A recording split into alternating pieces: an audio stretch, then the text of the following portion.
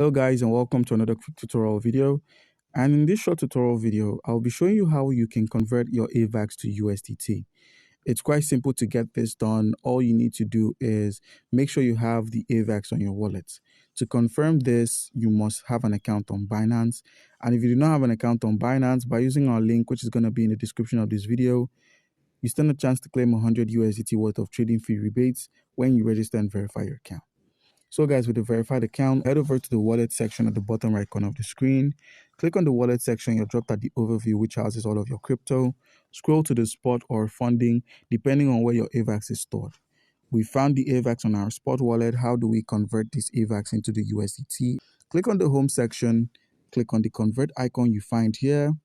Once you've converted, all you need to do is simply click on LSK, search for USDT. Click on this USDT now. Click on max, click on preview conversion, and click on convert. By doing this, we successfully converted our AVAX into the USDT, and you can confirm this when you head over to the wallet section at the bottom right corner of the screen.